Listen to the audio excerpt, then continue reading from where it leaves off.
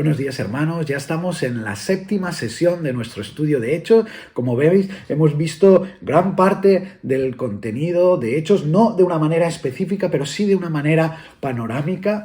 Y en este caso nos vamos a centrar en los capítulos 18 y 19 y sobre todo dentro de estos capítulos en la figura de Apolos.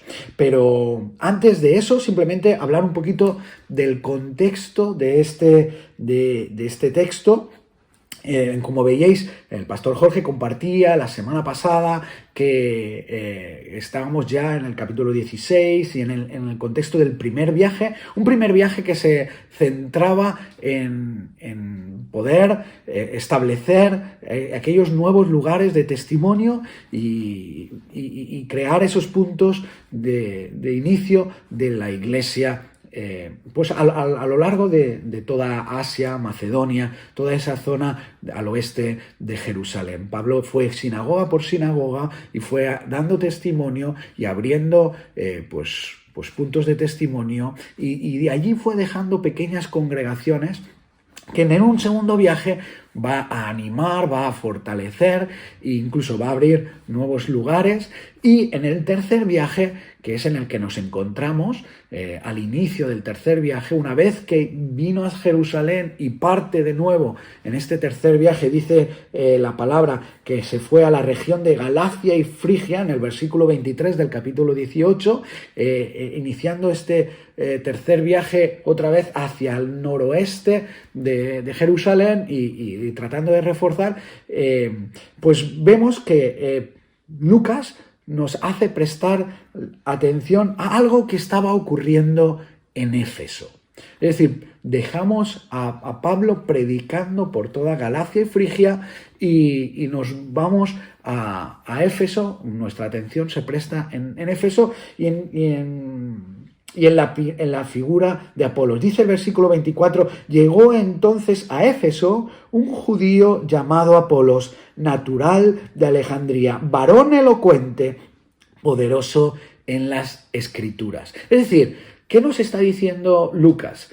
Nos está prestando atención ante un hombre que se veía sin duda preparado, era de Alejandría y en Alejandría tendría acceso a las grandes mentes del momento, pero también que era conocedor de las Escrituras. Él era judío y sin duda conocía bien las Escrituras, es decir, una persona tremendamente preparada.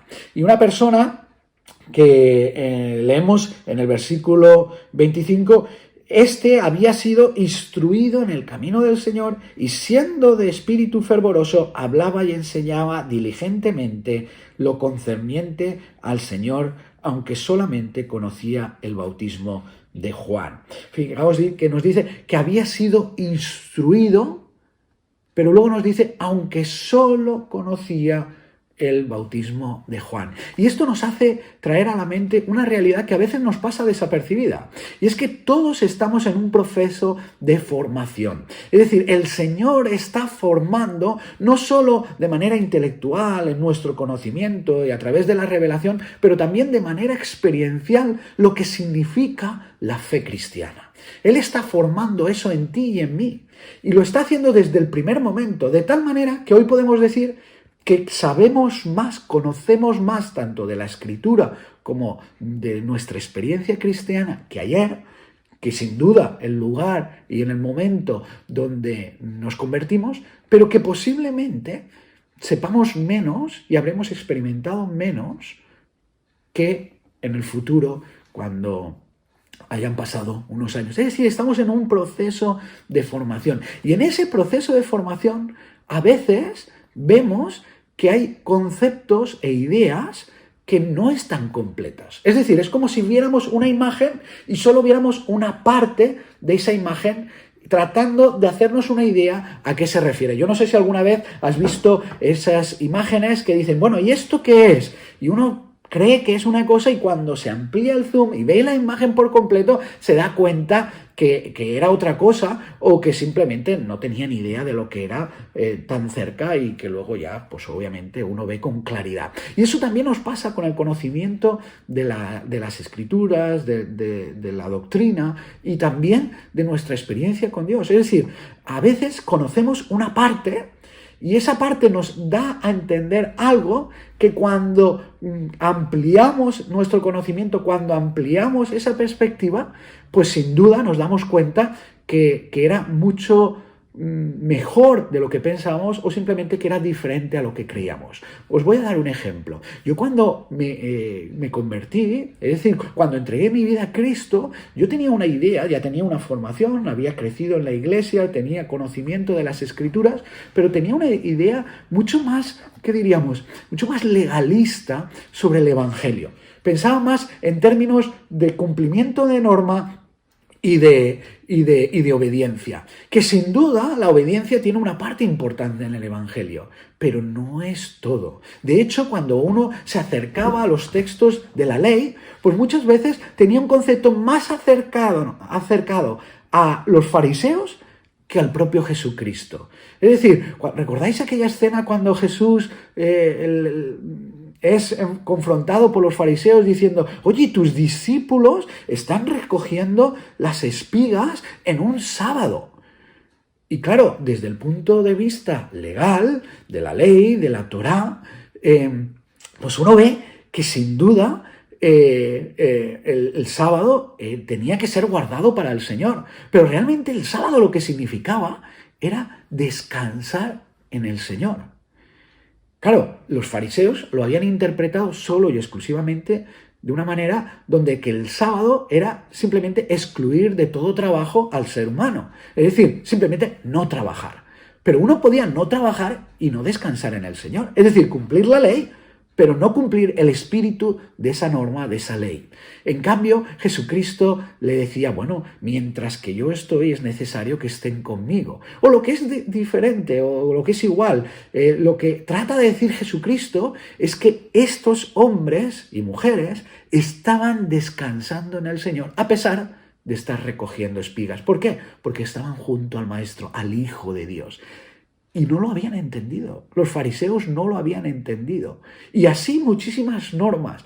Yo con el tiempo, y gracias al Señor y a la instrucción y al discipulado y a la enseñanza de bastantes personas que invirtieron tiempo en mí, conseguí entender que el Señor tenía un espíritu detrás de esas normas y que lo que quería es que siguiéramos ese espíritu y no tanto la letra. Por eso dice que la letra mata, mas el espíritu vivifica. Algo así podríamos decir que le pasaba a Apolos. Apolos parece que tenía un conocimiento, él tenía una preparación, tanto judía como posiblemente griega, puesto que vivía en Alejandría, y había sido instruido en el camino. Posiblemente cuando alguien dice que se le había enseñado en el camino, quería decir que había sido revelado los principios del Evangelio. Es decir, que Jesucristo mandó a su Hijo, que su Hijo habitó entre nosotros y nos enseñó una serie de cosas, que fue ejecutado y murió en la cruz del Calvario y que finalmente resucitó. Ahora, él había entendido el Evangelio de una manera mucho más intelectual, si me cabe. Y así lo predicaba, y lo predicaba elocuentemente. Pero dice el texto, en el versículo 25, capítulo 18, que solo conocía el bautismo de Juan. Y esto es un problema, porque Juan, él mismo testifica que él está preparando el camino para el que viene detrás de él. Es decir, que él estaba creando o preparando las bases sobre lo cual cimentar la fe cristiana. Pero eran simplemente las bases. Y esto es lo que tenía Apolos. Tenía una buena base, un buen fundamento, pero no había desarrollado ese fundamento. Y esto era importante, porque en el tema del bautismo uno puede simplemente decidir arrepentirse y tomar un cambio en su vida, o puede decidir no solo arrepentirse y tomar un cambio en su vida, sino entregar su vida a Cristo. Y parece ser que Apolos se había quedado en esta primera parte. Sí que había dedicado un cambio en su vida, sí que reconocía la figura de Cristo, pero no había entregado su vida a Cristo. No había sido bautizado de una manera cristiana, es decir, como símbolo de esa conversión al Señor y ese sometimiento no solo a lo que el Señor enseñó, sino también a su dirección, es decir, a la dirección del Espíritu Santo en su vida. Tenía un evangelio, pero tenía un evangelio incompleto. Tenía un evangelio, pero no disfrutaba de toda la profundidad del evangelio. Es como aquel que ha sido liberado, pero sigue viviendo como esclavo. Y esto es lo que parece ser que Priscila y Aquila, aquella pareja que en el principio del capítulo 18 nos dice que Pablo conoció y que estuvieron con él y que discutieron y hablaron sobre el Evangelio, es decir, aquellos que fueron formados por el mismísimo Pablo, escuchando esta predicación, dice que lo apartaron, lo pusieron aparte y le dieron una mayor amplitud a ese conocimiento. Es decir, dice, expusieron más exactamente el camino de Dios. Qué peligroso es tener una verdad a medias. Qué peligroso es tener un evangelio a medias. Podemos llegar a decir barbaridades tan solo quedándonos con una pequeña parte del evangelio. Gente que piense que uno se tiene que someter a personas en vez de al Espíritu Santo, porque dice someteos. O gente que piense que todos tenemos que circuncidarnos puesto que Jesús era judío. O gente que piense que puede vivir una vida de fe plena sin amor. Qué peligroso es tener un evangelio incompleto. Y por eso, con mucho cariño y con mucho amor, esta pareja deciden coger a Apolos y aparte revelarle todo el evangelio. Fijaos que en este caso la forma es muy importante. Aquila y Priscila no lo avergonzaron públicamente, no desmintieron públicamente lo que él estaba enseñando, no le corrigieron públicamente, sino que lo hicieron con cariño y con amor aparte. ¿Por qué? Porque sin duda en el corazón de Aquila y Priscila estaba el completar la obra que el Señor estaba haciendo en su vida, el reforzar lo que Dios ya había hecho y desear que este hombre no se sintiera mal, no se sintiera rechazado, no se sintiera desautorizado, sino que tuviera lo suficiente para desarrollar su evangelio. Y le explicaron, dice, les pusieron más exactamente el camino. Es decir, le explicaron que lo que Cristo vino a hacer es iniciar un nuevo reino, una nueva forma de vivir, donde uno tiene que descansar, depositar su vida y dejar que Él dirija su vida, que tiene que dejar de lado aquellas preconcepciones sobre Dios equivocadas y tenía que descansar y ser dirigido por el Espíritu Santo. Aquila y Priscila le expusieron más exactamente el camino de Dios. Igual que a ti y a mí, con el tiempo y con cariño, otras personas nos han ido instruyendo, nos han ido preparando para que podamos fortalecer nuestra fe, para que tengamos un conocimiento mucho más pleno y veraz del Evangelio y podamos predicar o seguir predicando con denuedo, pero eso sí, el Evangelio tal y como aparece en las Escrituras.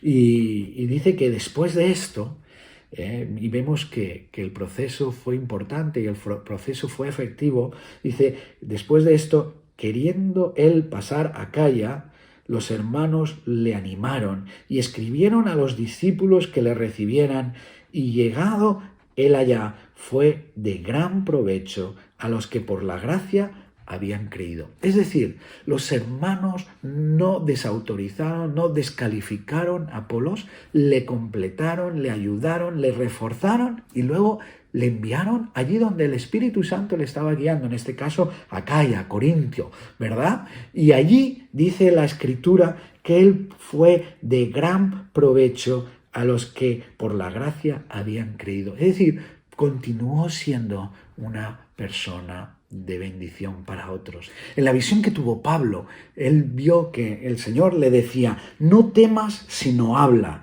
y no calles, porque yo estoy contigo. Y de igual manera, el Señor está contigo y conmigo, allí donde Él nos ha puesto. Y Él completa lo que Él inició en nuestras vidas. En el caso de los primeros versículos del capítulo 19 y terminando con nuestro estudio, vemos que Pablo, yendo a Éfeso, tras que Apolos tras que Apolos marchara a Corinto, él fue y vio cuál era la realidad y se dio cuenta que efectivamente el evangelio que les había compartido era incompleto, ¿no? Dice, entonces dijo, ¿en qué pues fuisteis bautizados? Ellos dijeron, en el bautismo de Juan. Es decir, cuando Pablo llegó y les fue preguntando, él se dio cuenta que el bautismo que había sido enseñado, el del cual habían aprendido, era el de Juan. Y entonces, ¿qué hizo Pablo? ¿Desautorizó? ¿Desmarcó? No, simplemente dice que partiendo desde donde estaban, él les compartió el evangelio. Es decir, dijo Pablo, Juan bautizó con bautismo de arrepentimiento, diciendo al pueblo que creyese en aquel que vendrá después de él, esto es, en Jesús el Cristo. Cuando ellos oyeron esto, fueron bautizados en el nombre del Señor Jesucristo. Es decir, fueron bautizados de tal manera que evidenciaran que habían entregado su vida al Señor, que no es otro que nuestro Señor Jesucristo. Fueron enseñados, fueron bautizados, fueron confirmados. Incluso Pablo oró por ellos para que pudieran ser dirigidos por el Espíritu Santo de igual manera. Es decir, cuando Pablo llegó y vio la realidad, a partir de ahí siguió ese proceso de formación que el Señor estaba haciendo en aquellos 12 hombres que habían creído al testimonio de Apolos en la ciudad de Éfeso y así iniciar un poquito el trabajo en aquella ciudad. Qué hermoso es vernos como parte de ese elemento complementario, aquellos que ya tenemos tiempo en la fe, que podamos acercarnos, acompañar a aquellos que están empezando en la fe o a lo mejor que no conocen o a lo mejor que llevan tiempo en la fe, pero qué bueno es poderlos acompañar por un tiempo y juntos complementarnos, y juntos clarificar aquellas dudas que tengamos del Evangelio para vivir un Evangelio completo, un Evangelio saludable, un Evangelio que sea de bendición para todos nosotros y para todos aquellos que escuchen las buenas nuevas de este Evangelio. Así que yo te animo a reflexionar sobre estos principios, a ser conscientes de que estamos en proceso de formación y no solo nosotros, sino todas aquellas personas que nos rodean y que a veces es necesario con mucho amor y con mucho cariño, con el único anhelo de ser de estímulo para otros, poder compartir el Evangelio, poder compartir las verdades, poder corregir si hay algo que hemos entendido mal, con el fin de que podamos crecer en ese Evangelio. Para eso tú eres importante y yo soy importante. Así que Dios nos dirija y que Dios nos bendiga en este propósito. Amén.